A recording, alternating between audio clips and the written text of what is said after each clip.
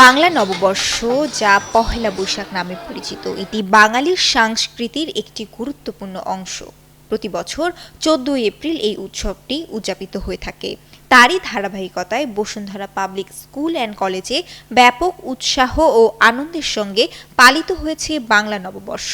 এটা হচ্ছে কি আমাদের স্কুলের প্রথম নববর্ষ উৎসব, তো অনেক আনন্দ পাচ্ছি। এখানে অনেক আনন্দ করলাম, আমরা বিভিন্ন স্টল থেকে ফুচকা, আইসক্রিম এগুলা খেলাম, বেশ মজা ছিল।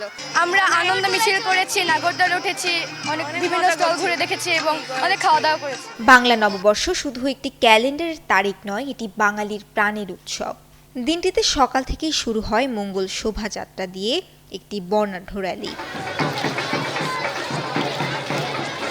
শিক্ষার্থী থেকে শুরু করে শিক্ষক এবং শিক্ষিকা, সেই সাথে অভিভাবকবৃন্দরা রঙিন পোশাকে, মুখে হাসি ও হৃদয়ে আশার বার্তা নিয়ে এই শোভাযাত্রায় অংশ নেয়। অনেকে পান্তা ইলিশ খাওয়ার মাধ্যমে দিনটি উদযাপন করে।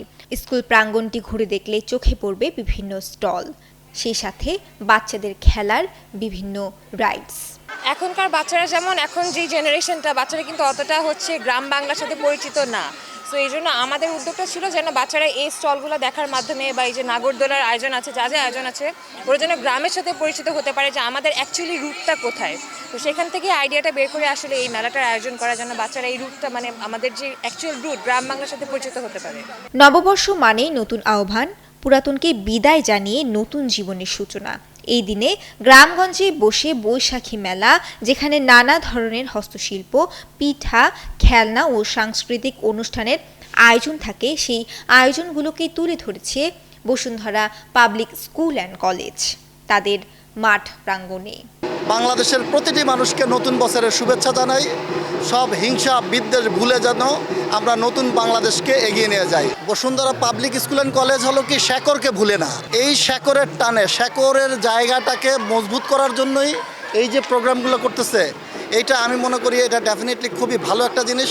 কারণ বাঙালি আমরা, এই বাঙালিত্বকে আমরা ভুলে যেতে পারবো না। আমরা সব কিছুর মাঝে এই শেকড়কে আমরা রাখবো, এটাকে রেখে আমরা এগিয়ে যাব। আমার অনেক ভালোই লাগতেছে, বন্ধুদের সাথে ঘোরাঘুরি করলাম, আমরা স্টল থেকে অনেক কিছু কিনছি এবং আমরা অন্য একটা গেম খেলছি। আমরা সবাই বসে বসে 6-7 জন নববর্ষ। সেই সাথে উৎসাহ প্রকাশ করছেন শিক্ষার্থী থেকে শুরু করে শিক্ষক এবং শিক্ষিকারা।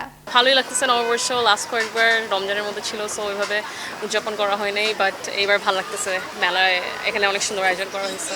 আমাদের এই প্রতিষ্ঠানের সর্বপ্রথম এই বর্ষবরণ আয়োজন, আমাদের অধ্যক্ষ মহোদয়ের মূল উদ্দেশ্য ছিল যে আমাদের নিউ জেনারেশন যারা, তাদের সাথে বাংলা সংস্কৃতি, কালচার আমরা আসলে কীভাবে সেলিব্রেট করি, উদযাপন করি, তার একটি গ্লিম্প দেওয়া, ঝলক দেওয়া এবং পরিচয় করে দিয়েছিল। আলপনা কিভাবে হয় তারা হয়তো দেখেছে দূর থেকে, এখন তো ডিজিটালি তারা দেখে আলপনা কী করে করতে হয়, ব্রাশ তুলির যে ব্যাপারটি এবং এই কার্যক্রমের সাথে যে আমাদের মানসিক বিকাশ রয়েছে, বাংলা সংস্কৃতিকে যে ধারণ করা, লালন করা, জেনারেশন টু জেনারেশন যাবে, এটি ছিল আমাদের আসলে মূল আয়োজন।